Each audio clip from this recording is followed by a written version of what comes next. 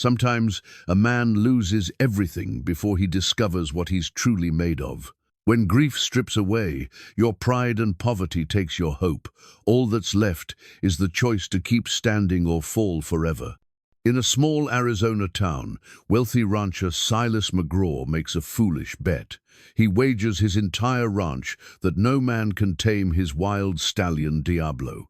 Poor widower Eli Boone steps forward to accept the challenge.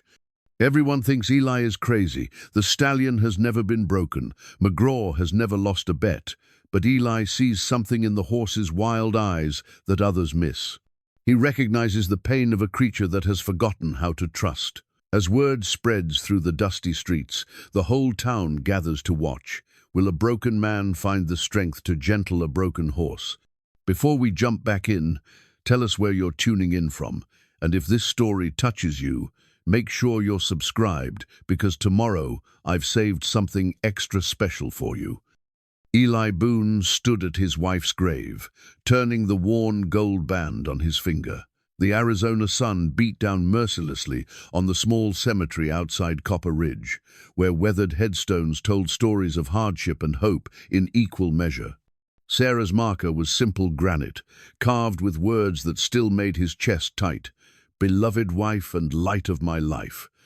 3 years had passed since fever took her, yet the ring remained on his finger not from habit, but from the fear that removing it would mean letting go of the only good thing he'd ever known. The wind carried dust and the distant sound of cattle from the McGraw ranch, where Silas McGraw ruled his empire with iron fists and silver spurs. Those spurs were famous throughout the territory, crafted by the finest silversmith in Tucson and polished to a mirror shine. They jangled when McGraw walked, announcing his presence like a warning bell. He wore them everywhere, to church, to the bank, even to his own dining table, as if the world needed constant reminding of his station. Eli's own spurs were plain iron, practical and unadorned. Like everything else he owned, they served a purpose without putting on airs. His small ranch bordered McGraw's vast holdings, a fact that McGraw never let him forget. Where McGraw's fences were straight and strong, painted white as fresh snow, Eli's sagged with age and necessity. Where McGraw's barns gleamed with fresh paint, Eli's weathered wood told stories of too many storms weathered alone. You fixing to stand there all morning, or you got cattle to tend? The voice belonged to Martha Hendricks, the widow who ran the general store with the efficiency of a railroad conductor and the warmth of fresh bread. She approached through the cemetery gates, her grey hair pinned neatly beneath a practical bonnet, her brown eyes holding the kind of understanding that comes from weathering loss. "Just paying my respects," Eli said, not turning from the headstone. "Sarah would tan your hide for neglecting your stock over her memory." Martha's tone was gentle but firm. She married a rancher, not a gravestone guardian. Eli finally turned. His weathered face creased with the beginning of a smile. "Reckon you're right. Just hard some days. The hard days make the good ones sweeter." Martha fell into step beside him as they walked toward the cemetery gate. "Speaking of sweet, you seen McGraw's new stallion. Black as midnight and twice as ornery. Word is, he paid more for that horse than most folks see in 5 years. They paused at the gate, looking down toward the valley where McGraw's ranch sprawled like a small kingdom. Even from this distance, they could see the impressive corrals and outbuildings, the orderly arrangement of wealth and power. The stallion was there somewhere, another trophy in McGraw's collection. "Horse has a name?" Eli asked, though he wasn't sure why he cared. "Diablo. Fitting, from what I hear. Threw 6 cowboys already, broke 2 arms and a collarbone. McGraw's madder than a wet hen about it." Martha adjusted her shawl against the desert wind. "Pride's a funny thing. Sometimes it builds a man up, sometimes it tears him down." Eli nodded, understanding more about torn-down pride than he cared to admit. His own ranch had been hemorrhaging money since Sarah's death. Doctor bills, funeral costs, and 3 bad seasons had eaten through their savings like termites through dry wood. The bank held a note on his land that grew heavier each month, and Thomas Bradley at Copper Ridge Savings had started looking at him with the pitying expression reserved for drowning men. "You ever think about starting over?" Martha asked as they reached the main road. "Different place, different life. This is home," Eli said simply. "Sarah's buried here.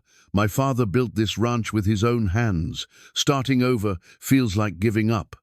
Sometimes giving up is just good sense, and sometimes it's the only thing you got left to fight for." Martha studied his face, seeing something there that made her nod slowly.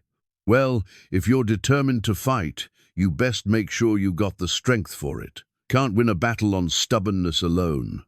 They parted ways at the crossroads, Martha heading back to town while Eli turned toward his ranch. The buildings came into view as he crested the small hill, the modest house he'd shared with Sarah, the barn that needed new shingles, the corrals that held his small herd.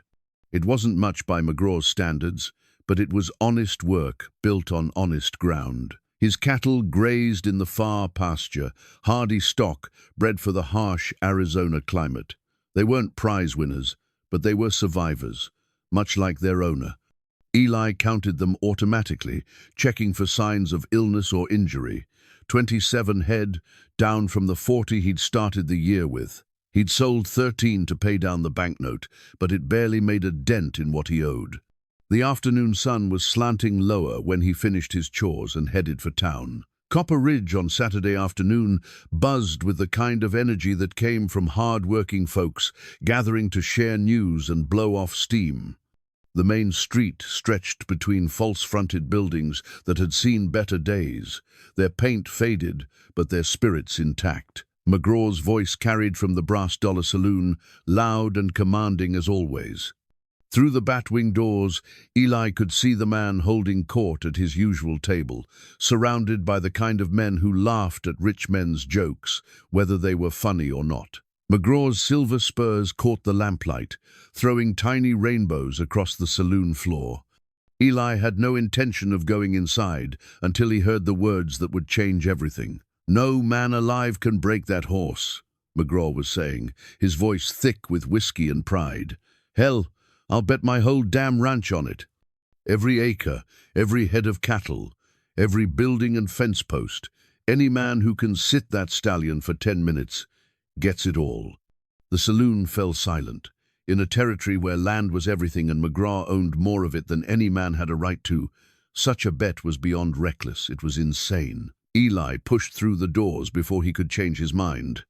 The ring on his finger felt heavy as lead, and Sarah's voice seemed to whisper in the desert wind, "Sometimes the biggest risk is not taking one at all." McGraw looked up as Eli approached, his pale eyes calculating and cold. Those silver spurs caught the light again, winking like stars in the smoky saloon air. "Well, well," McGraw said, his voice carrying across the silent room. "Look what the wind blew in."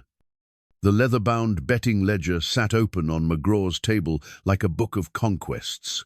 Its pages were filled with neat entries documenting years of wagers won, debts collected, and men humbled. McGraw kept meticulous records of every bet, every victory, every time someone had foolishly challenged his judgment and lost. The ledger was more than a record book. It was a testament to his superiority, proof that Silas McGraw never lost when the stakes were real. "You hear my offer, Boone?" McGraw's voice carried the lazy confidence of a man who'd never met his match. He traced a finger along the ledger's edge, already composing the entry that would record another man's defeat. "Or did you just come in to drink away your troubles like usual?" The insult stung because it held a grain of truth. Since Sarah's death, Eli had spent more evenings than he cared to admit nursing a single beer while trying to forget his mounting debts. But tonight felt different. Tonight, something in McGraw's arrogant certainty awakened a part of Eli that had been sleeping since the fever took his wife. "I heard you," Eli said, his voice steady despite the churning in his gut. "Whole ranch against any man who can ride your stallion for 10 minutes. "That's right." McGraw leaned back in his chair, silver spurs jangling softly. Though I should warn you, 6 good cowboys have tried already. Diablo put 2 in the doctor's office and sent the rest running with their tails between their legs. The men around McGraw's table chuckled obediently. They were his usual crowd men who owed him money or favors, who lived off his generosity like pilot fish following a shark. Their laughter had a nervous edge, as if they sensed something momentous in the smoky air. Eli looked around the saloon. Every face was turned toward him, eyes bright with curiosity and anticipation. In the corner, Martha Hendricks sat with the preacher's wife, her expression unreadable. Near the bar, Tom Bradley from the bank watched with the interest of a man calculating odds and potential foreclosures. 10 minutes, Eli repeated, more to himself than to McGraw. That's all? 10 minutes in the saddle without getting thrown. No ropes, no tricks, no help from anyone else. McGraw opened his ledger to a fresh page, dipping his pen in ink. Of course you'd need to put up something worth my time. What's a poor widower got to wager against the finest ranch in Arizona territory? The words hung in the air like smoke. Eli knew what McGraw was doing, publicly humiliating him, reminding everyone present of the vast difference in their stations. The smart play was to walk away, to tend his struggling ranch and accept his lot in life. The safe play was to remember that pride was a luxury he couldn't afford. But the wedding ring on his finger seemed to pulse with warmth, and he could almost hear Sarah's voice. Eli Boone, you were never one to take the safe road. Don't start now. I'll put up my ranch, he said quietly. The saloon erupted in murmurs and gasps. Men who'd been leaning against the bar straightened up, suddenly alert. Martha's hand flew to her throat. Even McGraw's cronies looked surprised. Your ranch? McGraw laughed, but there was something sharp in his eyes now. That patch of scrub and hardpan? Hell, Boone, my horse barn's worth more than your whole spread. Then you should be happy to take the bet. McGraw's pen paused over the ledger. For the first time since Eli had known him, the man looked uncertain. A bet was only satisfying if it proved your superiority, and there was no glory in crushing an ant. But refusing would look like weakness, and Silas McGraw had built his reputation on never backing down from a challenge. You're serious about this? McGraw asked. Dead serious. The saloon had gone so quiet that Eli could hear the clock ticking behind the bar. He thought about his father, who'd died breaking horses on that same land. He thought about Sarah, who'd believed in him when no one else would. He thought about the banknote that would come due in 3 months, and the choice between fighting for his home or watching it slip away piece by piece. McGraw dipped his pen again and began to write. Eli Boone's ranch and holdings against the McGraw estate. Winner, determined by whether challenger can ride the Stallion Diablo for 10 continuous minutes. He looked up. Witnessed by everyone here present. When? Eli asked. 1 week from today. Gives you time to write your will and say your prayers. McGraw blotted the ink carefully. Unless you want to change your mind. No shame in admitting you bit off more than you can chew. 1 week's fine. McGraw closed the ledger with a snap. Then we have ourselves a bet, gentlemen. 1 week from today, we'll see if poor Eli Boone has what it takes to ride the devil himself. The crowd began to disperse, men filing out into the night air, buzzing with excitement and speculation. By morning, word would spread to every ranch and settlement within 50 miles. By evening, side bets would be flowing like water, and odds would be calculated in every saloon and general store in the territory. Martha approached as Eli headed for the door. Her face was pale, her usual composure shaken. Eli, what have you done? What I had to do? That horse has nearly killed 6 men, good men, experienced riders. Maybe they were trying too hard. He touched the brim of his hat. Good night, Martha. Outside, the desert air was cool and clean after the saloon's smoky atmosphere. Stars wheeled overhead in patterns his father had taught him to read, the same constellations that had guided cowboys and dreamers across the vast Arizona landscape for generations. Eli walked slowly toward his horse, his mind already turning to the week ahead. He had 7 days to prepare for the ride of his life. 7 days to study a horse that had never been broken, to find a way where 6 better men had failed. 7 days to prove that sometimes the longest odds were the best ones to bet on. The wedding ring caught starlight as he gathered his reins. Win or lose, he was finally moving forward again. Sarah would have approved of that much, at least. Behind him, the brass dollar saloon glowed with lamplight and laughter. Inside, Silas McGraw was already calculating how he'd dispose of Eli's property once he won it. The betting ledger lay open to the fresh entry, ink still wet with a wager that would change both men's lives forever. Neither of them knew it yet, but the real contest wouldn't be between man and horse. It would be between 2 different ways of seeing the world, one built on dominance and fear, the other on patience and understanding. In the end, only one philosophy would prove strong enough to tame the devil in Diablo's heart. The rope, coiled in Eli's hands like a sleeping snake, worn smooth by decades of honest work. It had belonged to his father, Samuel Boone, who'd taught him that a lariat was more than just braided leather and hemp. It was an extension of a man's will, his patience, his understanding of the creatures he worked with. The rope bore the patina of countless hours spent training horses, herding cattle, and learning the delicate balance between strength and gentleness that made a true horseman. Sunday morning found Eli examining the rope by lamplight, checking every strand for weakness, every knot for integrity. In 6 days, his life would change forever, one way or another. The smart money said he'd be broken and homeless by next Sunday evening, but the rope in his hands carried memories of his father's voice, steady and sure. "A horse ain't your enemy, son.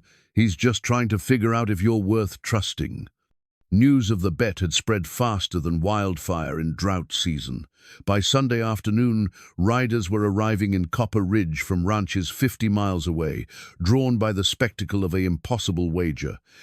The territorial newspaper had already sent a correspondent, a thin man with ink-stained fingers who took notes on everything and asked questions that made folks uncomfortable. At the Brass Dollar, betting pools sprouted like mushrooms after rain. Most money went on McGraw's horse, naturally, but a few sentimental souls placed small wagers on Eli out of sympathy or sheer contrarianism. The odds stood at 20-1 against him, which seemed generous to most observers. "You planning to train for this, or just show up and hope for miracles?" Martha asked as she restocked her shelves Monday morning. Her tone was casual, but worry lines creased her forehead. "Planning to get acquainted with the horse first," Eli replied, counting out coins for coffee and hardtack. "Can't ride what you don't understand. McGraw's not likely to let you near Diablo before Saturday. We'll see about that." Martha's hands stilled on a bolt of calico. "Eli Boone, please tell me you're not thinking of doing something foolish. More foolish than betting my ranch on a wild horse. Might be too late for that concern."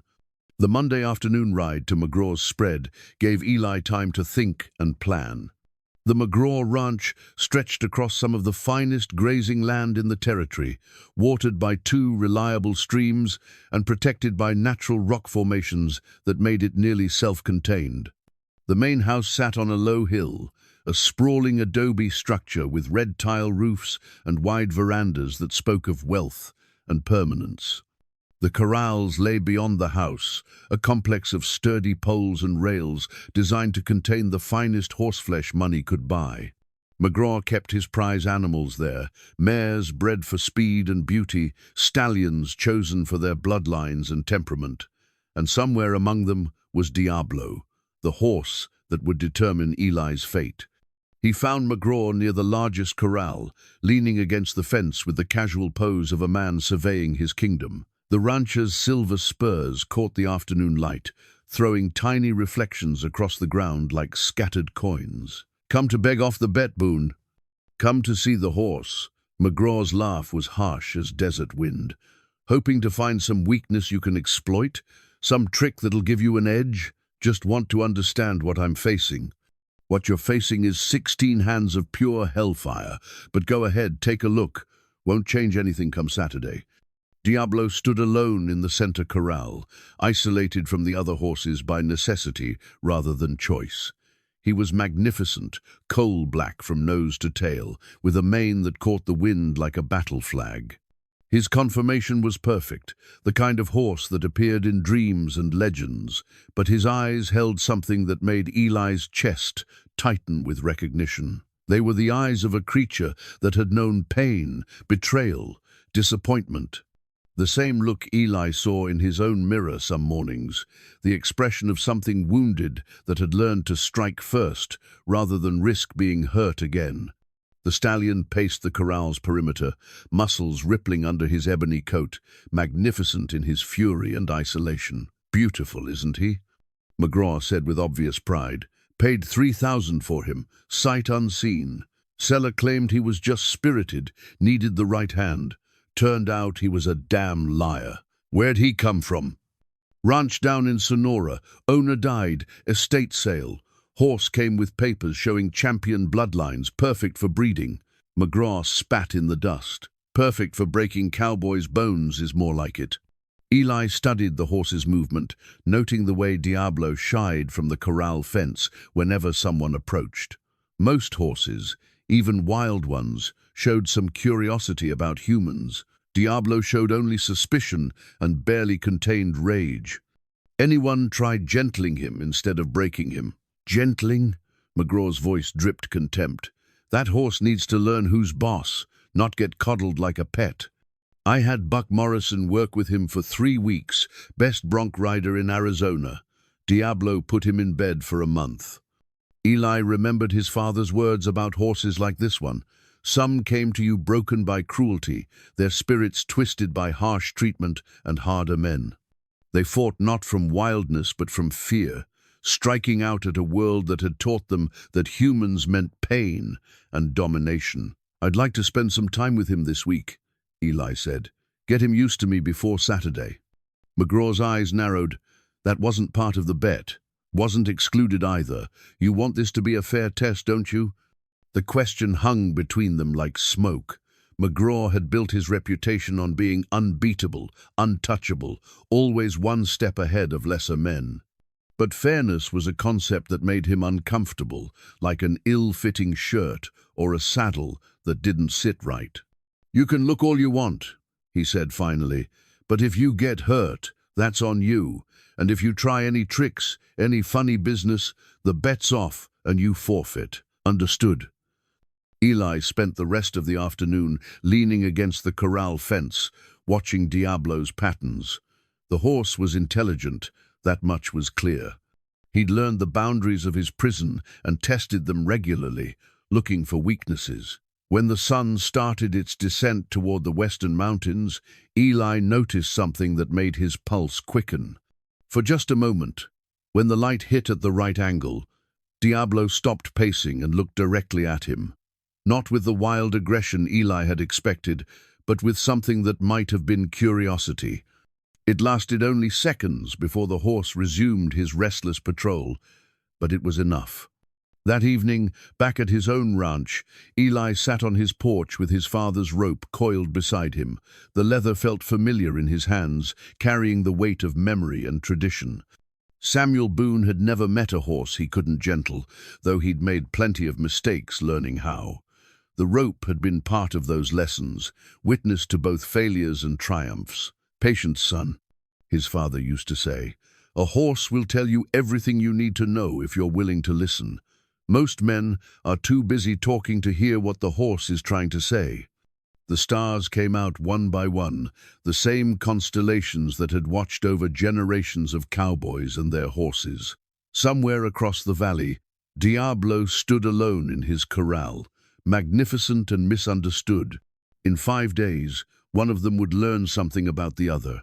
Eli just hoped they'd both survive the lesson. Sarah's quilt lay folded at the foot of Eli's bed, its wedding ring pattern worked in blues and whites that had faded to the color of worn denim and old snow. She'd started it during their first winter together, when the adobe walls were thin against the cold, and they'd huddled beneath whatever blankets they could find. Each evening, by lamplight, she'd added another piece, her needle moving with the patience of a woman who understood that the best things took time to create. "Love can't be rushed," she used to say, holding up a completed square to catch the light. "You push too hard, try to force the pieces together, and the whole thing falls apart. But you take your time, match the edges careful-like, and you get something that'll last." Tuesday morning found Eli standing before the quilt, running his fingers along its intricate stitches. In 4 days, everything he owned would be on the line, including the bed this quilt had warmed for 7 precious years. But tonight, wrapped in Sarah's handiwork, he'd felt closer to understanding what needed to happen with Diablo. The horse was like a torn quilt, he realized. All the pieces were there, the intelligence, the strength, the noble spirit, but they'd been forced together wrong, sewn with harsh hands and rougher methods. What he needed wasn't to break Diablo, but to help him remember how the pieces were supposed to fit. The morning ride to McGraw's ranch had become routine. Eli would arrive shortly after dawn, when the desert air was still cool and the shadows stretched long across the corrals.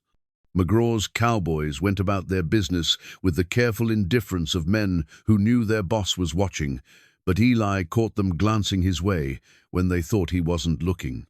Some faces showed sympathy, others curiosity, but most reflected the resigned acceptance of men who'd learned not to bet against Silas McGraw.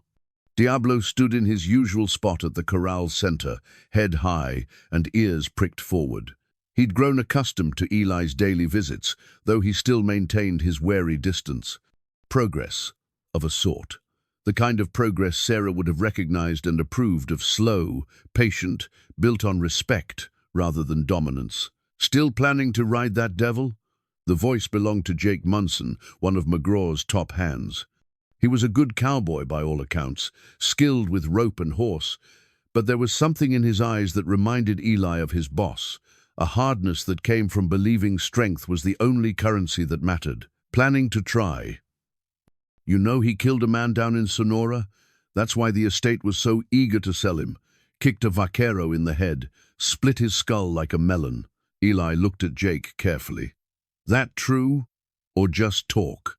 "True as Sunday morning, ask anyone who was there." Jake spat tobacco juice into the dirt. "Course, McGraw don't advertise that particular detail. Bad for the horse's reputation, you might say." The revelation should have been terrifying, but instead it filled Eli with something approaching sadness. Another piece of the puzzle that was Diablo's pain. He'd been pushed so hard, treated so roughly, that his spirit had snapped like an overtaxed rope. The vaquero's death was a tragedy, but it was also a warning sign that everyone had chosen to ignore. "Appreciate the information," Eli said. "Don't suppose it'll change your mind?" "No, but it helps me understand what I'm dealing with." Jake shook his head and walked away, leaving Eli alone with the horse who'd killed a man. But when Diablo looked his way, Eli didn't see a killer. He saw an animal in pain, lashing out at a world that had taught him violence was the only language humans understood. That afternoon brought visitors to Copper Ridge, like iron filings to a magnet. Cowboys from distant ranches, townspeople from settlements a day's ride away, even a few well-dressed gentlemen who claimed to be investors but looked more like gamblers, following the scent of long odds and easy money. The brass dollar ran out of rooms, forcing late arrivals to pitch tents on the outskirts of town or sleep in their saddles. Martha's general store did a booming business in supplies and gossip. Men who'd never spoken to each other struck up conversations about horses and odds, while their wives clustered around Martha's counter, hungry for details about the bet that had the whole territory talking. "You seen him lately?" asked Mrs. Patterson, the banker's wife. Her voice carried the breathless excitement of a woman unaccustomed to genuine drama. "Eli, I mean. How does he look?" "Like a man with something on his mind," Martha replied diplomatically. "I heard McGraw's horse has killed 6 men," whispered Alice Thornton, the preacher's daughter, "trampled them to death and ate their bones." "Now that's just foolishness," Martha said firmly. "It's a horse, not a mountain lion." but the stories grew with each telling, as stories do. By evening, Diablo had become a creature of legend, part horse, part demon, wholly unstoppable. The odds against Eli climbed to 30-1, then 40, as more money poured in to back what seemed like the surest bet in Arizona territory. That evening, as the sun painted the desert in shades of gold and crimson, Eli returned to the McGraw ranch for one final visit before Wednesday's trial run. McGraw was nowhere to be seen, probably holding court at the Brass Dollar, but Diablo waited in his corral, as always. The horse seemed different tonight, less agitated, more alert. He watched Eli approach with what might have been recognition, though he maintained his careful distance. When Eli spoke in the low, gentle tones his father had taught him, Diablo's ears swiveled forward, catching every word. "Easy, boy. I know you've had it rough. I know people have hurt you, pushed you too hard, expected too much." Eli's voice carried across the evening air like a prayer. "But I'm not here to break you. I'm here to see if maybe we can help each other out." Diablo snorted and tossed his head, but he didn't retreat. A small victory, but Eli had learned to treasure small victories. They were often the foundation upon which larger ones were built. The ride home took him past the cemetery where Sarah lay buried. Eli stopped at her grave, as had become his custom, and sat in the gathering darkness, with his hat in his hands. The wedding ring quilt was waiting at home, and tomorrow would bring another day closer to Saturday's reckoning. "I know this seems crazy," he said to the headstone, "betting everything on a horse that's never been rode. But I keep thinking about what you used to say about patience, about taking time to do things right. Maybe that's what he needs. Maybe that's what we both need." The desert wind stirred the sagebrush and carried the distant sound of laughter from town. Somewhere in that celebration of anticipated violence, Silas McGraw was probably regaling his audience with stories of past victories, adding embellishments to make himself look better and his opponents look worse. The silver spurs would be flashing in the lamplight, marking time until Saturday's showdown. But here in the quiet cemetery, with Sarah's memory for company and the quilt waiting at home, Eli felt something he hadn't experienced in years. Hope. Not the desperate hope of a drowning man, but the steady confidence of someone who'd finally found his direction. Win or lose, he was moving forward again. The quilt had taught him that much. Sometimes the most beautiful patterns emerged from the most unlikely pieces, if you had the patience to see how they fit together. 4 days to go, and counting. The town bell began ringing at dawn on Wednesday, its bronze voice carrying across Copper Ridge like a herald of momentous events. The bell had been cast in Philadelphia and hauled across 2,000 miles of wilderness to mark the town's founding 20 years earlier. It rang for births and deaths, for fires and floods, for celebrations and sorrows. Today, it rang for a different reason, to announce that in 3 days, the impossible would be attempted. Eli heard the bell from his kitchen, where coffee steamed in a chipped ceramic mug and yesterday's bread lay crumbled on a tin plate. He'd slept poorly despite Sarah's quilt, his dreams filled with images of black horses and silver spurs, of crowds cheering and women weeping. The bell's insistent calling seemed to echo the growing weight of expectation that pressed down on him like summer heat. By the time he reached town, Main Street looked like a county fair had collided with a traveling circus. Wagons lined the street 3 deep, their owners having claimed spots for Saturday's spectacle. Enterprising locals had set up booths selling food and drink, while gamblers worked the crowds with cards and dice and promises of easy money. The territorial newspaperman had been joined by writers from papers in Tucson and Phoenix, their notebooks filled with colorful descriptions of the coming contest. "Eli, over here." The voice belonged to Preacher Williams, a thin man with kind eyes and the patient demeanor of someone accustomed to ministering to stubborn congregations. He stood beside Martha near the church steps, both of them looking concerned but determined to show support. "Quite a circus you've started," Martha said as Eli approached. "Wasn't exactly my intention. Never is, with things like this. The preacher studied Eli's face with the practiced eye of a man who'd counseled troubled souls for 30 years. "You sleeping all right? Eating proper? A man needs his strength for what you're attempting. I'm managing." Managing and thriving are two different states of being. Martha's voice carried the gentle authority of a woman who'd raised 4 children and buried 2 husbands. "You look like you've lost weight, and you can't afford to lose an ounce." The bell rang again, shorter pulls this time, as if whoever was operating it had grown tired of the constant noise. But the damage was done. More people streamed into town with each passing hour, drawn by the promise of witnessing either a miracle or a spectacular failure.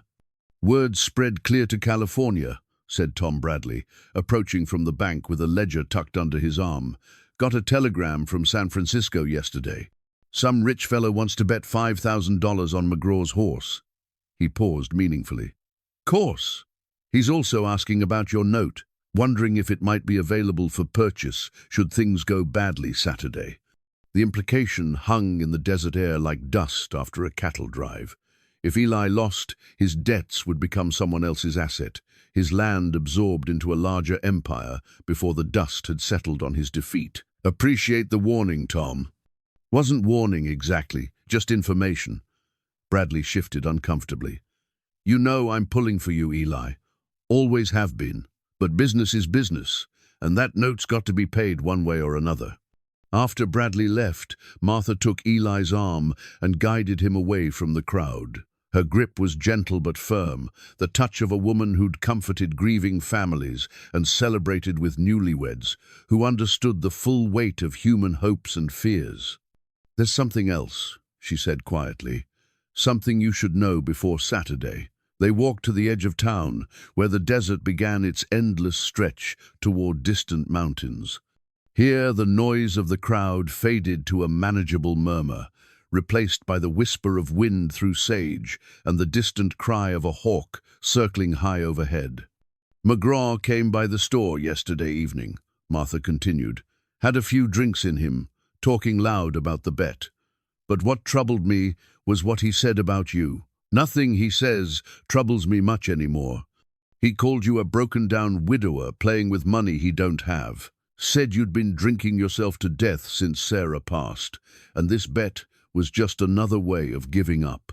Martha's voice was steady, but her eyes flashed with anger. "But then he said something else. Said he'd make sure you got hurt bad enough that you'd never forget your place again." Eli felt something cold settle in his stomach. "Hurt how?"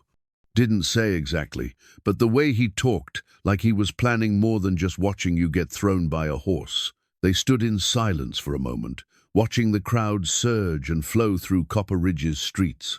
Somewhere in that mass of humanity, Silas McGraw was holding court, his silver spurs catching light and attention in equal measure. The man who'd built an empire on other people's failures was preparing to add another trophy to his collection. "You could still back out," Martha said softly. "No shame in admitting the stakes are too high. There's shame in not trying when trying's all you got left. And if he's planning something underhanded, then I'll deal with it when it happens." Eli touched the brim of his hat. "Right now, I need to go see about a horse." The afternoon visit to McGraw's ranch revealed changes that made Eli's skin crawl with unease. Extra cowboys lounged around the corrals, men he didn't recognize with hard faces and the casual violence of hired guns. They watched him approach with the lazy attention of cats observing a mouse, their hands never far from the weapons at their sides. McGraw stood near Diablo's corral, resplendent in a new vest adorned with silver buttons that matched his famous spurs. His smile was wide and predatory, the expression of a man who'd spotted weakness and intended to exploit it. "Come for your final look, Boone? Getting nervous about Saturday? Just keeping to my routine." "Routine's important for a man facing his doom." McGraw gestured toward the extra cowboys. "Had to bring in some help for the big day. Lot of money changing hands, lot of important people coming to watch. Can't have any trouble spoiling the festivities." The message was clear as desert sky. These weren't ordinary ranch hands brought in to handle crowds. They were enforcers, insurance policies against the unlikely possibility that Eli might actually succeed. McGraw hadn't built his empire by leaving things to chance, and he wasn't about to start now. But when Eli looked at Diablo, he saw something that made his heart quicken with possibility. The horse was watching him intently, ears forward, body language suggesting curiosity rather than aggression. It was subtle, the kind of change that most people would miss entirely. But Eli had spent 30 years reading horses, and what he saw in Diablo's dark eyes was the beginning of trust. "Beautiful animal," said a voice behind him. One of McGraw's new men had approached, a lean fellow with pale eyes and scars on his knuckles. "Shame he's got such a nasty temperament. Heard he killed a man down in Mexico. So I'm told. Course, accidents happen all the time around horses. Big, powerful animals like that man could get kicked in the head, trampled underfoot. Real tragedy, but nothing anyone could prevent." The man's smile was thin as a knife blade. "Just want to make sure you understand the risks you're taking." Eli met the man's stare without flinching. "I understand them fine." "Good. Wouldn't want any misunderstandings come Saturday." That evening, as the sun painted the western sky in shades of orange and gold, Eli sat on his porch with his father's rope coiled beside him. The town bell had finally fallen silent, but the sounds of celebration still carried across the valley, laughter and music. The clink of bottles and coins, the voice of a territory convinced it was about to witness something spectacular. But here in the gathering dusk, with Sarah's quilt waiting inside and the memory of trust in a wild horse's eyes, Eli felt a different kind of anticipation. Not the bloodthirsty excitement of a crowd hungry for violence, but the quiet confidence of a man who'd finally found his purpose again. 3 days to go, and the real contest was just beginning. The scars on Diablo's hide told stories that no man should have to read.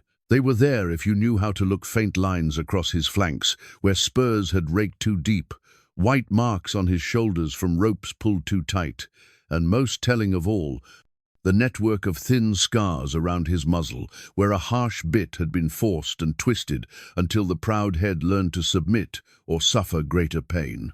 Thursday morning found Eli studying these marks with the careful attention of a doctor, examining symptoms. Each scar was a chapter in a book of cruelty, a record of men who believed that breaking a horse's spirit was the same as earning its respect. The wonder wasn't that Diablo had become dangerous, it was that he'd retained any spark of nobility at all. "Ugly, ain't it?" McGraw's voice carried across the corral like the crack of a whip. He'd approached quietly, those silver spurs making no sound on the packed earth. Previous owner claimed the horse came that way, but I suspect otherwise. Some men are too free with their hands, if you know what I mean. The casual admission made Eli's stomach turn. Here was a man looking at evidence of systematic abuse and feeling nothing but mild annoyance at damaged property.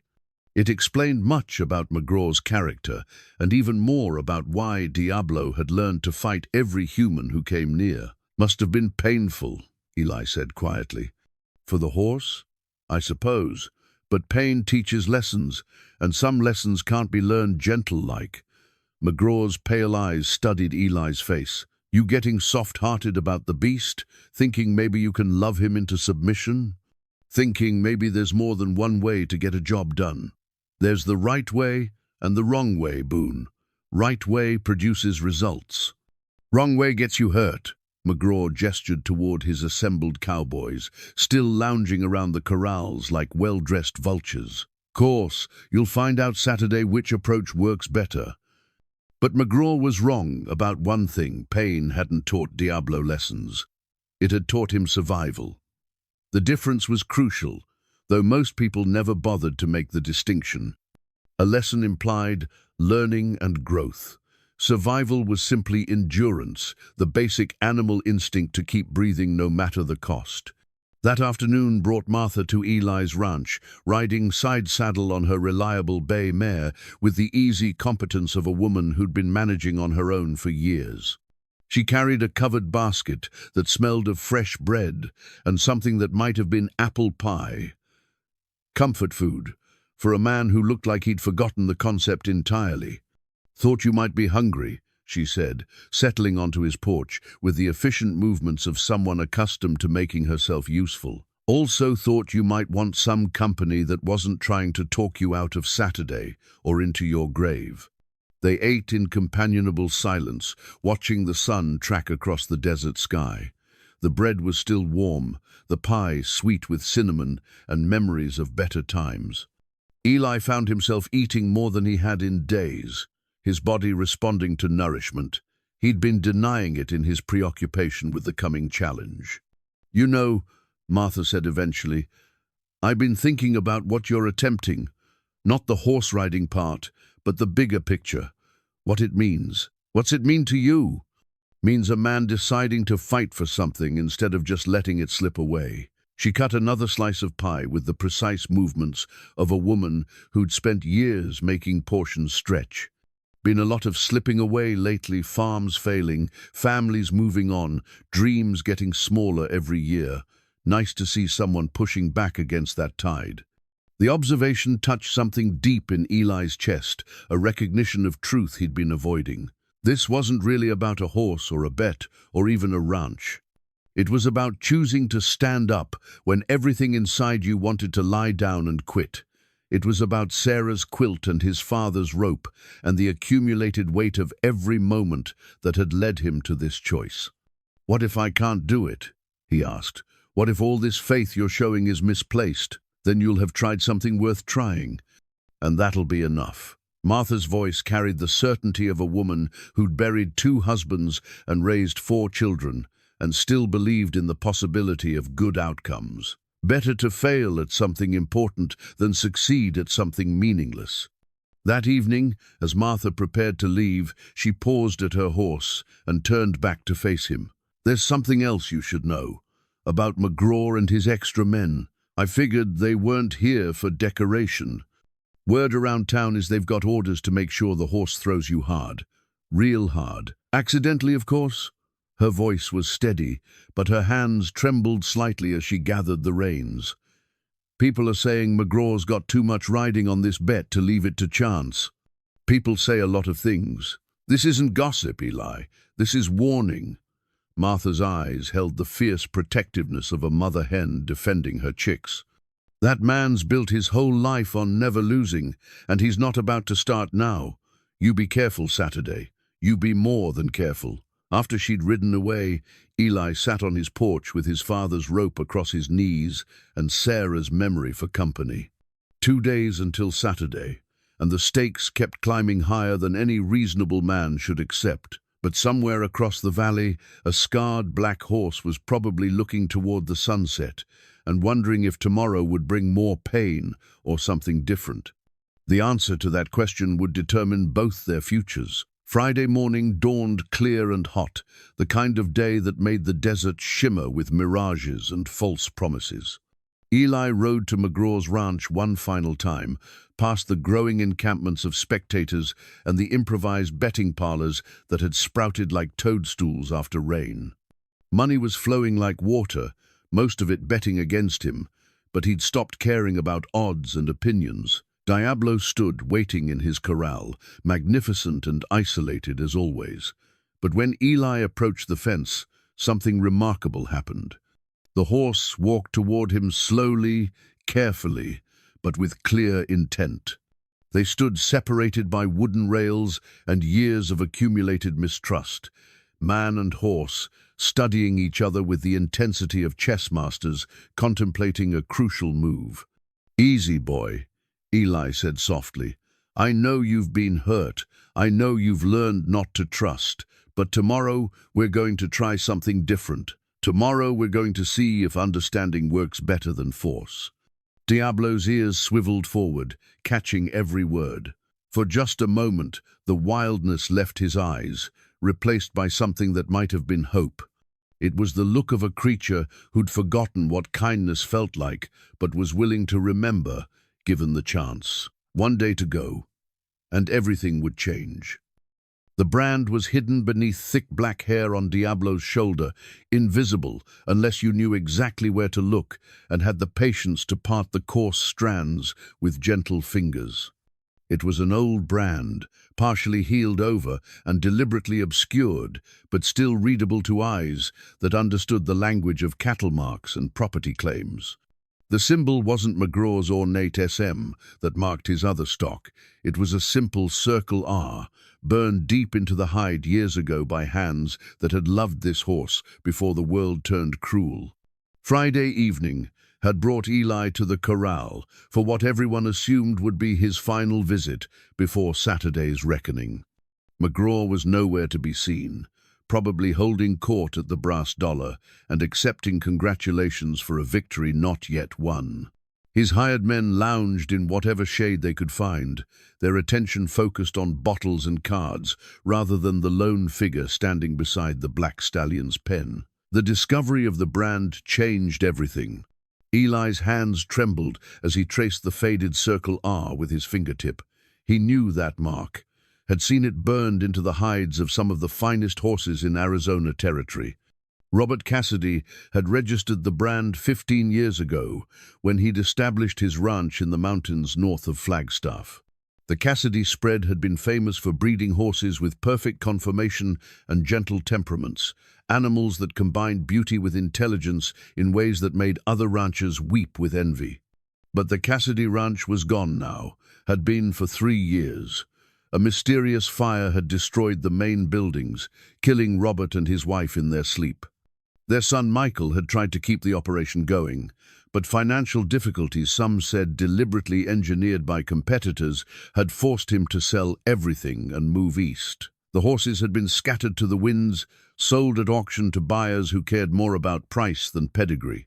If Diablo bore the Circle R brand, it meant he'd been stolen from that auction, or worse, stolen before it, taken while the Cassidy family grieved their losses and struggled to salvage something from the ashes of their dreams. It meant McGraw's legitimate purchase from a Sonora estate sale was built on lies and theft.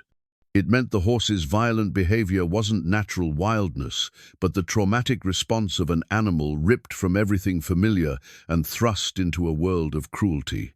"Son of a bitch," Eli whispered, and Diablo's ears flicked toward the sound of human voice. The pieces fell into place like tumblers in a lock clicking open.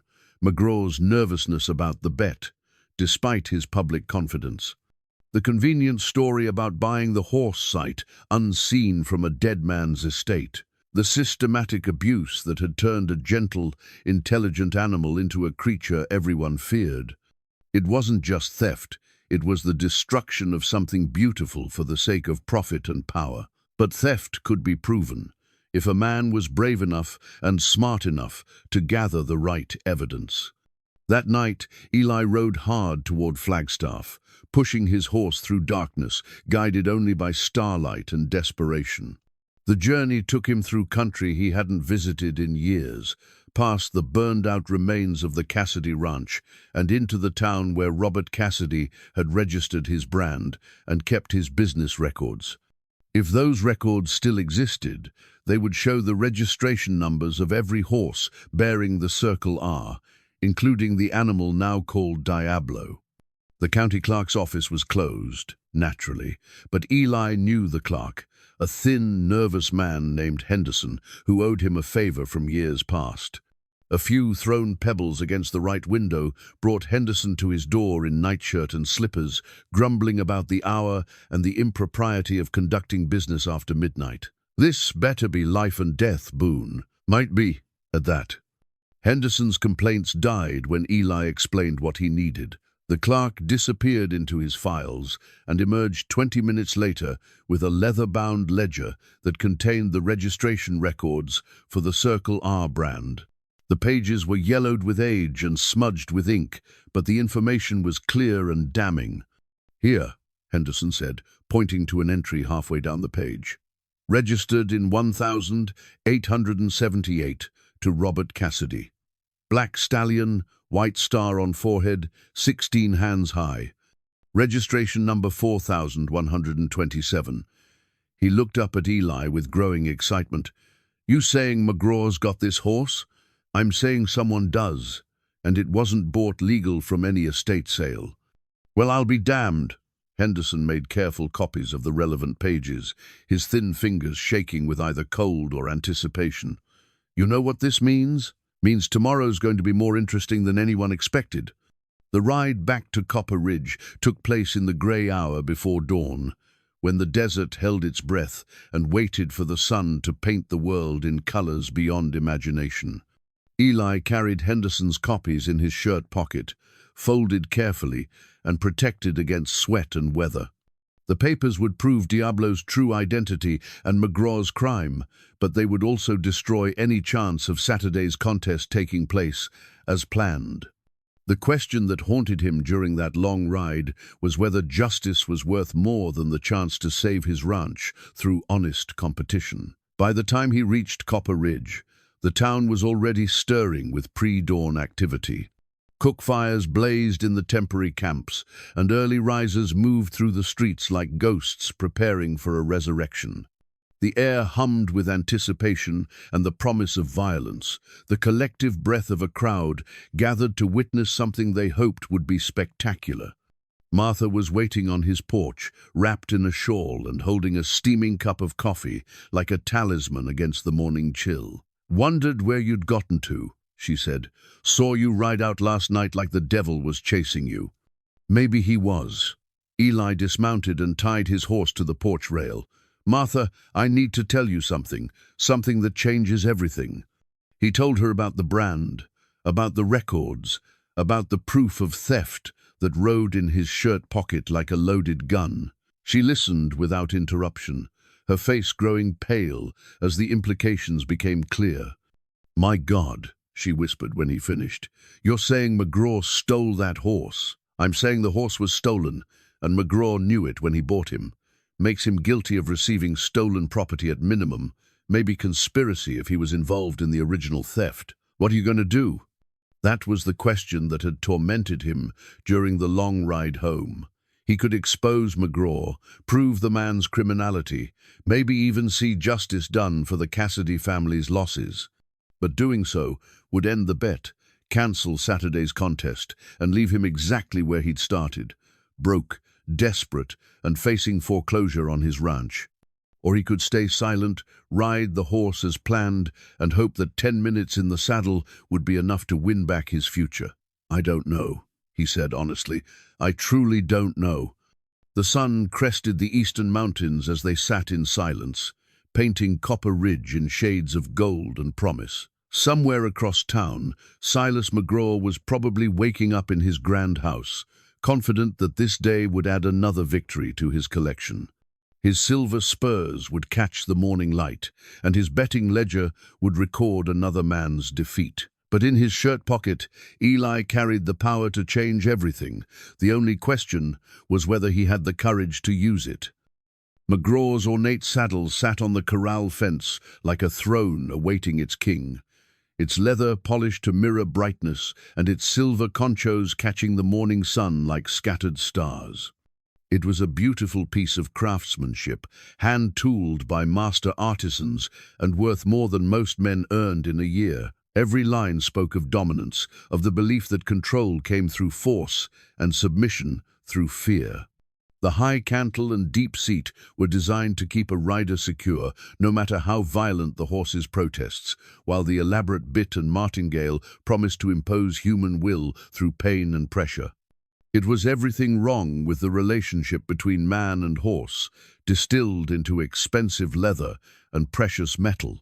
Saturday morning had dawned clear and merciless, the kind of day when the desert showed no quarter to the weak or unprepared.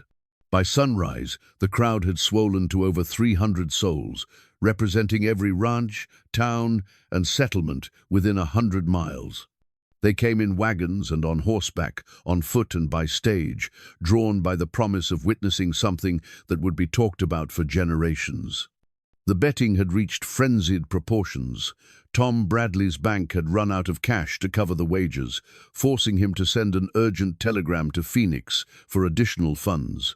The odds had stabilized at 50-1 against Eli, making him the longest shot in Arizona Territory history. A few sentimental souls had put down small amounts on the hometown underdog, but the smart money flowed like water toward McGraw's inevitable victory. Eli stood apart from the crowd, checking his father's rope with the methodical care of a man preparing for surgery. Each strand was inspected, each knot tested, each coil arranged with precision, born of 30 years' experience. The rope would be crucial today, not for roping Diablo, but for something far more delicate and dangerous. Still going through with this madness? Preacher Williams approached, his face lined with concern and his Bible clutched in hands that shook with age and worry. It's not too late to call it off, you know. No shame in admitting when the odds are too long. Appreciate the concern, preacher, but some things are worth the risk. Your life? Your soul? What's worth gambling those away? Eli looked across the crowd toward McGraw's spread, where Diablo waited in his corral like a prisoner awaiting execution. The horse had been moved to a smaller pen for the contest, surrounded by temporary bleachers that groaned under the weight of eager spectators. From this distance, he looked like a dark smudge against the brown earth, but Eli knew the magnificent animal was aware of every eye upon him, every voice raised in speculation about his nature. "Sometimes a man has to stand up," Eli said quietly. "Sometimes that's all that's left." Martha appeared at his elbow, carrying a cloth bundle that smelled of herbs and clean linen. Her face was pale but determined, the expression of a woman who'd made peace with circumstances beyond her control. "Brought you some bandages," she said, "and some of Doc Patterson's pain powders, in case you need them after." "After I get thrown, you mean?" "After you do whatever fool thing you're planning to do." Her eyes held a mixture of fear and fierce affection that made Eli's chest tighten. "I don't pretend to understand what's driving you, but I know you well enough to recognize that look. You've got something in mind, besides just climbing on that horse." She was right, of course. The papers from Henderson rode in his shirt pocket, proof of McGraw's crimes and Diablo's true identity. But alongside them was something else, a different plan, born of desperation and nurtured by the growing understanding between man and horse. It was a plan that might save his ranch and expose McGraw's criminality in one explosive moment, if he had the courage to see it through. "Whatever happens," he said, taking the bandages, "I want you to know that these past few days, having someone believe in me, it's meant more than I can say." Martha's hand found his arm, her touch warm and steady. "You're not alone in this, Eli Boone. Remember that when things get difficult." The crowd was moving toward McGraw's ranch, a river of humanity flowing across the desert like water finding its course. Eli joined the stream, his father's rope coiled over his shoulder and his heart hammering against his ribs. The proof of McGraw's crimes rode next to his heart, while the weight of his own desperate gamble pressed down like summer heat. At the ranch, temporary corrals had been constructed to give everyone a clear view of the contest. McGraw held court from a raised platform that had been built overnight, his silver spurs flashing as he gestured to the crowd. His hired men were positioned strategically around the corral, their hands never far from their weapons, and their eyes never far from Eli. "Ladies and gentlemen," McGraw's voice carried across the assembly like the crack of a whip. "Welcome to what promises to be the most spectacular contest in Arizona Territory history. Today we'll see whether man or beast reigns supreme, whether civilization can tame the wild heart that beats in every untamed creature." The crowd roared approval, their bloodlust rising like heat from sun-baked stone. They'd come to see violence, to witness the humbling of a man who dared reach above his station. The fact that lives and futures hung in the balance only added spice to their entertainment. Diablo waited in the center corral, surrounded by wooden rails and human expectations. He paced the perimeter with the restless energy of a caged storm, his black coat gleaming with sweat and tension. But when his eyes found Eli in the crowd, something changed in his posture. The wild rage flickered, replaced by something that might have been recognition, or hope, or simply the acknowledgement that his fate was tied to the weathered man with gentle hands. "The rules are simple," McGraw continued, his voice rising with theatrical drama. "Our challenger must mount the horse and remain in the saddle for 10 continuous minutes. No ropes, no assistance, no tricks of any kind. If he succeeds, he wins my entire ranch. If he fails," McGraw's smile was sharp as a knife blade, "well, we all know what happens when you bet more than you can afford to lose." The crowd laughed, the sound harsh and hungry. They'd wagered heavily on this outcome, and they wanted their entertainment before claiming their winnings. Eli stepped forward, his father's rope heavy in his hands, and the proof of McGraw's crimes burning against his chest. The moment of decision had arrived: expose the truth and lose his chance, or risk everything on 10 minutes with a horse that had killed a man and broken 6 others. But as he looked into Diablo's dark eyes, he saw something that made his choice clear. The horse was waiting for him, trusting him, believing that this man might be different from all the others who'd brought only pain and disappointment. Some things were worth more than justice. Some bonds transcended revenge. Eli began walking toward the corral, and the crowd fell silent with anticipation. His father's hat sat on Eli's head like a benediction, the worn felt soft with age and shaped by decades of honest work beneath the Arizona sun. Samuel Boone had worn this hat through good times and bad, through cattle drives and horse breaking, through the building of a life and the passing of it on to his son. The crown bore the dents and stains of a working man's life, while the brim had been shaped by hands that understood the value of shade in desert country. Wearing it now felt like carrying his father's blessing into the most important moment of his life. The crowd pressed against the corral rails with the intensity of spectators at a gladiatorial contest, their faces flushed with excitement and bloodlust. 300 souls had gathered to witness what they expected would be a spectacular failure, the humbling of a man who dared challenge the natural order of things. Money changed hands in final wagers as Eli approached the gate, most of it betting on how quickly he'd be thrown and how badly he'd be hurt. McGraw stood on his platform like an emperor, surveying his domain, resplendent in his finest clothes and shiniest spurs. His betting ledger lay open beside him, ready to record another victory in his long campaign of domination. The silver conchos on his belt caught the sun and threw tiny rainbows across the packed earth, beautiful and cold as winter stars. "Well, Boone?" McGraw's voice carried across the suddenly silent crowd. "You ready to learn what happens when a man bites off more than he can chew?" Eli paused at the corral gate, his father's rope coiled in his left hand and his heart hammering against the proof of McGraw's crimes tucked in his shirt pocket. For a moment that stretched like eternity, he considered pulling out Henderson's papers and exposing the truth about Diablo's stolen identity. Justice demanded it. The Cassidy family deserved it. The law required it. But when he looked at the magnificent black horse waiting in the center of the corral, he saw something that made his decision clear. Diablo stood perfectly still, his dark eyes fixed on Eli with an intensity that spoke of understanding, of trust carefully offered and hopefully received. This wasn't about justice anymore, or revenge, or even winning a bet. This was about the bond between two creatures who'd found each other in their brokenness and chosen to stand together. "I'm ready," Eli said, and stepped through the gate. The corral fell silent, except for the whisper of desert wind and the soft shuffle of Diablo's hooves on packed earth. The crowd held its collective breath, 300 people suddenly aware they were witnessing something beyond mere entertainment.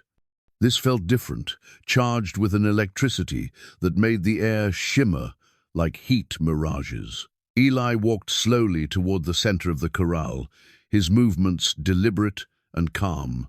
He held his father's rope loosely, not as a weapon or tool of dominance, but as a bridge between past wisdom and present need. Each step brought him closer to the horse that had killed one man and broken 6 others, the creature everyone said could never be tamed. But Eli wasn't planning to tame Diablo. He was planning to partner with him. "Easy, boy," he said softly, his voice carrying the gentle authority his father had taught him. "I know you're scared. I know you've been hurt. But we're going to try something different today." Diablo's ears swiveled forward, catching every word. The wild tension in his muscles eased fractionally, replaced by something that might have been curiosity. He'd heard hundreds of human voices over the years, shouting, cursing, commanding, but this one carried something different. This one carried respect. The crowd began to murmur as Eli approached within 10 feet of the horse without incident. Most had expected an immediate explosion of violence, the kind of spectacular collision that would send man flying and horse rearing in triumph. Instead, they witnessed something unprecedented. Diablo actually taking a step toward the human who'd entered his domain. "What's he doing?" someone whispered. "Why ain't the horse attacking? This ain't natural." McGraw's face had gone pale beneath his expensive hat. His silver spurs jingled nervously as he shifted his weight, suddenly aware that his sure-thing bet might not be as certain as he'd believed. The hired guns he'd positioned around the corral moved closer to the rails, their hands drifting toward their weapons with the instinctive wariness of predators sensing something beyond their understanding. Eli continued his slow approach, extending his hand palm up in the universal gesture of peaceful intent. His father's hat cast shadow across his weathered face, but his eyes remained fixed on Diablo with the intensity of a man staking everything on a single moment of trust. "That's it," he said as the horse stretched his neck forward, nostrils flaring as he caught Eli's scent. "Just checking me out, making sure I'm safe. Smart boy. Your daddy would be proud of how careful you are." The words seemed to strike something deep in the horse's memory. Diablo's eyes softened, losing some of their defensive wariness. He took another step forward, bringing himself within arm's reach of the man who spoke with gentleness instead of commands, who offered partnership instead of dominance. When Eli's fingers touched Diablo's velvet muzzle, the crowd gasped as one. The contact was brief, barely a whisper of flesh against flesh, but it represented something extraordinary, the first time in 3 years that the killer horse had allowed voluntary human contact. "Good boy," Eli whispered, his voice thick with emotion. "I know you remember kindness. I know it's still in there somewhere." The transformation in Diablo was subtle but unmistakable. The rigid tension that had defined his posture for 3 years began to ease, replaced by something that looked almost like relief. His breathing slowed, his stance widened slightly, and for the first time since arriving at McGraw's ranch, he looked like a horse instead of a weapon. McGraw's voice cut through the moment like a blade. "Enough of this nonsense. Get on the horse, Boone, or forfeit the bet." The harsh command made Diablo's ears flatten and his muscles tense, the old reflexes of fear and anger surging back to the surface. But Eli's hand remained steady on the horse's neck, his touch an anchor of calm in the storm of human noise and expectation. "Easy," he said again. "Don't let them rush us. We do this our way, in our time." He began to circle slowly around the horse, his movements fluid and unthreatening. This was the dance his father had taught him, the careful choreography of trust building that preceded any real partnership between man and horse. Each step was deliberate, each gesture measured to communicate respect rather than dominance. The crowd grew restless as minutes passed without the expected violence. They'd come for a spectacle, for the visceral thrill of watching a man get trampled by a beast that couldn't be tamed.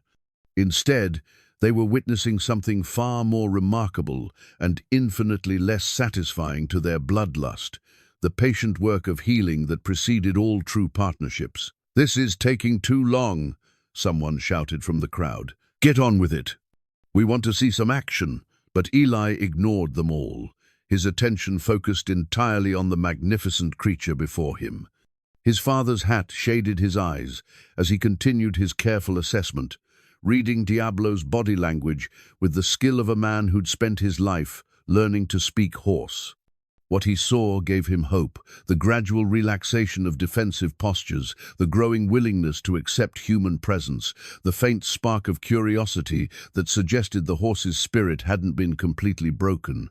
When he finally reached for his father's rope, it was with movements so slow and deliberate they seemed to unfold in another dimension of time.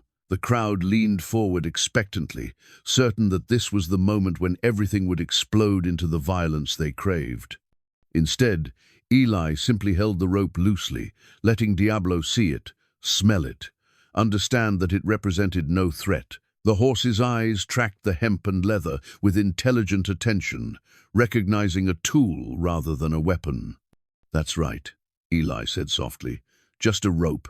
Nothing more, nothing less. Your choice whether you want anything to do with it." He began fashioning a simple halter, his fingers working with practiced ease while his eyes never left Diablo's face.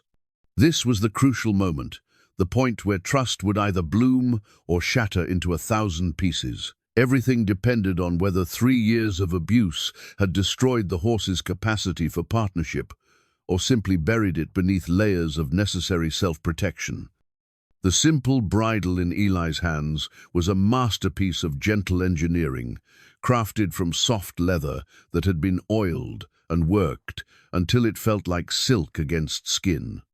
Unlike the harsh bits and cruel martingales favored by men who believed in breaking spirits through pain, this bridle was designed to communicate rather than dominate.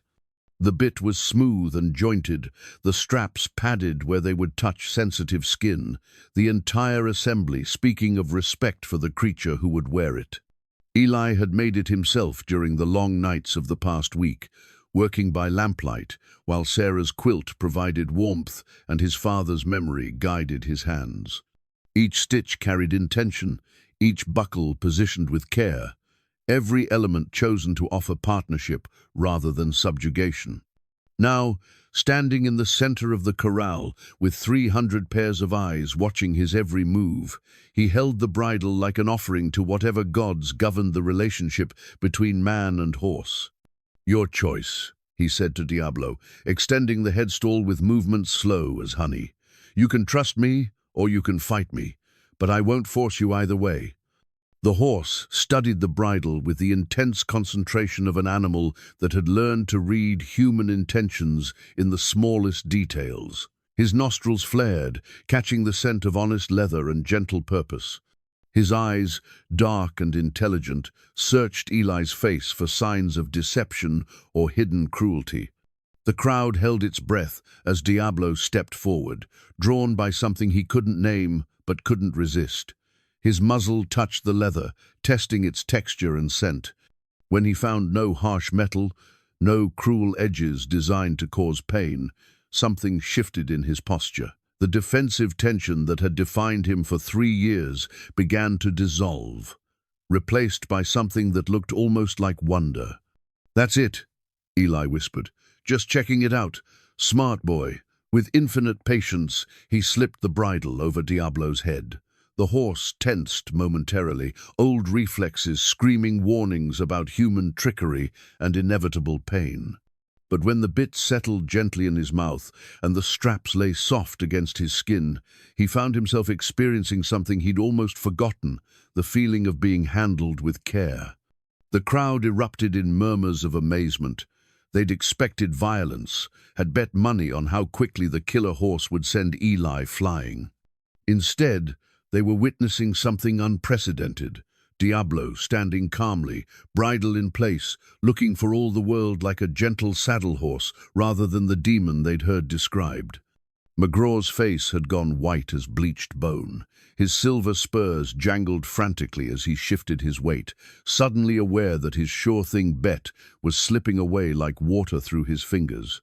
The hired guns around the corral moved closer, their hands hovering near their weapons, with the nervous energy of men watching their paycheck disappear.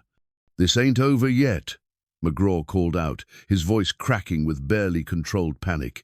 "Getting a bridle on him don't mean nothing. Let's see you stay on his back." But Eli was already moving to the next phase of his plan, his movements flowing with the natural rhythm of a man who'd spent his life working with horses. He ran his hands along Diablo's neck and shoulders, checking for tension, reading the horse's emotional state through touch. What he felt beneath his palms was remarkable, muscles relaxing, breathing, steadying, the gradual emergence of trust, where only fear had existed before. "Easy now," he said, positioning himself at Diablo's left side. "This is the big moment. You and me together, or not at all." He placed his left hand on Diablo's neck, his right on the horse's back. The crowd leaned forward expectantly, certain that this was when everything would explode into the violence they craved. Money changed hands in last-second wagers as 300 people held their breath. Eli's movement up and onto Diablo's back was so smooth it seemed choreographed, like a dance practiced 1,000 times. One moment he was on the ground, the next he was sitting astride the horse that had never been ridden, his father's hat casting shadow across his weathered face, and his gentle hands holding the reins with reverent care. Diablo trembled beneath him, 16 hands of magnificent horseflesh trying to process the impossible. A human sat on his back, and for the first time in 3 years, it didn't hurt. There were no spurs raking his flanks, no harsh bit tearing at his mouth, no voice screaming commands and curses. Instead, there was only the weight of a man who sat, balanced and still, communicating through pressure and presence rather than pain. "Good boy," Eli said softly, his voice carrying across the silent corral like a prayer. "Look at you, standing there like the gentleman you were born to be." The silence stretched taut as a bowstring. The crowd couldn't believe what they were seeing, the killer horse standing calm as a pond, the poor widower sitting easy in an imaginary saddle, the impossible made manifest in the harsh light of an Arizona afternoon. Then Diablo took his first step. It was tentative, experimental, the movement of a creature testing new waters. But there was no explosion of violence, no desperate attempt to unseat his rider. Just a single step forward, then another, as man and horse began to move together in perfect harmony. The crowd gasped as one. This wasn't what they'd come to see. This was something else, entirely something beautiful and terrible and completely unexpected. McGraw's voice cracked like a whip across the moment. "Time. How long has it been?" Tom Bradley consulted his pocket watch, his banker's precision warring with the wonder in his eyes. 4 minutes, he called out. 4 minutes and counting. 6 minutes to go. 6 minutes for a miracle to become permanent, for trust to triumph over fear, for two broken creatures to find wholeness in each other's company. Eli settled deeper into his seat and asked Diablo for a trot. The horse responded like they'd been partners for years, his gait smooth and collected, his ears pricked forward with something that looked remarkably like pride. The transformation was complete. The killer horse had become a gentleman, and the broken-down widower had found his purpose again. The ranch deed lay heavy in Eli's hands, its official seals and careful script transforming him from a desperate widower into one of the largest landholders in Arizona territory. The paper crackled slightly in the desert breeze, crisp with the weight of legal authority and life-changing consequence. Tom Bradley had prepared the document with meticulous care, his banker's training ensuring every clause and condition would stand up to the closest scrutiny. "Hard to believe it's real," Martha said, standing beside Eli on the porch of what had been McGraw's grand house just 24 hours earlier.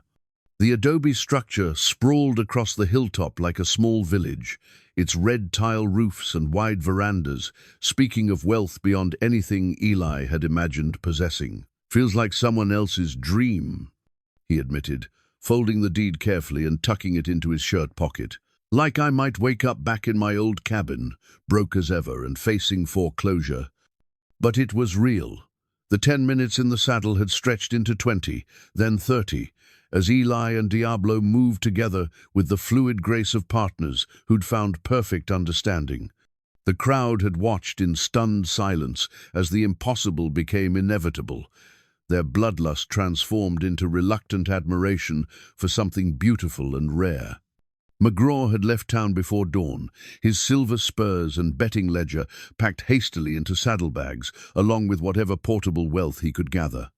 The hired guns had scattered like leaves before a wind, their services no longer required by a man who'd lost everything in a single afternoon.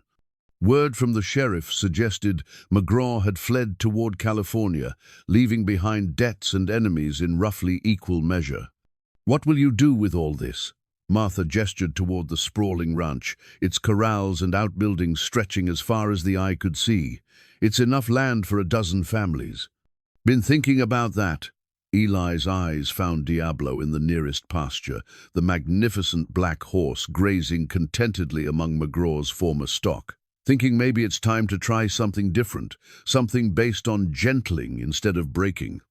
The transformation in Diablo had been remarkable to witness. Within hours of their successful ride, the horse had shed the defensive aggression that had defined him for 3 years. He still carried the scars of past abuse, would always bear the marks of men who believed in dominance through pain, but his spirit had emerged from its protective shell like a butterfly from a cocoon. "Martha," Eli said, turning to face the woman who'd stood by him through the darkest days, "I need to ask you something important." She looked up at him with eyes that held warmth and understanding, patience and hope. The afternoon sun caught the silver threads in her brown hair, and he realized with a start that somewhere between Sarah's death and Diablo's redemption, he'd fallen in love again. "Ask away. This place is too big for one person, too much work, too much responsibility." He took her hands in his calloused fingers, intertwining with gentle strength. "I need a partner. Someone who understands that building something worthwhile takes patience and time. Someone who believes in second chances." Martha's smile was like sunrise after a long night. "Are you proposing, Eli Boone?" "I'm proposing a partnership, in business, in life, in everything that matters." He squeezed her hands gently. "Sarah's been gone 3 years. It's time I stopped living in the past and started building toward the future." "Yes," she said simply. "To all of it, yes." They were married a month later in the little church at Copper Ridge, with Preacher Williams conducting the ceremony and half the territory in attendance. The same crowd that had gathered to watch Eli get trampled by a wild horse came back to celebrate love, triumphant, and new beginnings blessed.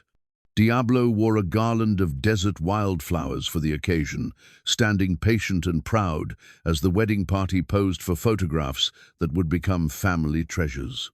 The horse had become something of a celebrity, his story spreading throughout the Southwest as an example of what patience could accomplish where force had failed. The ranch prospered under Eli and Martha's careful management. They specialized in gentling horses that others had given up on, creatures damaged by harsh treatment and rougher men. Word spread that the Boone Ranch could work miracles with problem horses, and clients came from as far away as Texas and California seeking their services. Henderson, the county clerk, had kept copies of the Circle R registration papers, and through careful investigation, they'd managed to trace several other stolen horses in McGraw's former herd. The animals were returned to their rightful owners when possible, sold fairly when not, with the proceeds going to establish a fund for families who'd lost property to McGraw's schemes over the years. Sarah's quilt still lay folded at the foot of Eli's bed, but it no longer carried the weight of desperate loneliness. Instead, it had become a bridge between past love and present happiness, a reminder that the heart's capacity for affection could grow rather than diminish with use. On quiet evenings, Eli would sit on his porch with Martha beside him and his father's rope coiled at his feet, watching Diablo graze in the pasture that had become his kingdom. The horse had sired several foals now, passing on not just his magnificent conformation, but his gentle intelligence to a new generation that would never know the cruelty he'd endured. Sometimes visitors would ask about that famous Saturday afternoon, about the 10 minutes that had changed everything. Eli would smile and tell them it hadn't really been about the riding at all. It had been about recognizing pain in another creature's eyes and choosing understanding over dominance, patience over force. "Love can't be rushed," he'd say, unconsciously echoing Sarah's words from years past. You push too hard, try to force the pieces together, and the whole thing falls apart. But you take your time, match the edges careful-like, and you get something that'll last. The wedding ring on his finger caught the desert sunset as he spoke, its worn gold holding memories of love, found, lost, and discovered again. In the distance, Diablo lifted his head from grazing and nickered softly, the sound carrying across the evening air like a benediction. Some stories ended with justice served or scores settled. This one ended with healing, with the understanding that broken things could be mended if approached with patience and care. The ranch that had been built on fear and domination had become a place of partnership and trust, where gentle hands accomplished what harsh treatment never could. It was a legacy worth building, a foundation strong enough to last for generations. And in the quiet moments between sunset and starlight, Eli Boone knew that Sarah would have approved of the man he'd become and the life he'd chosen to build from the ashes of despair. The desert wind carried the scent of sage and promise, while overhead, the same stars that had guided cowboys and dreamers for generations wheeled in their eternal dance. Tomorrow would bring new challenges, new horses to gentle, new lives to heal. But tonight, surrounded by love and touched by grace, Eli Boone was exactly where he belonged.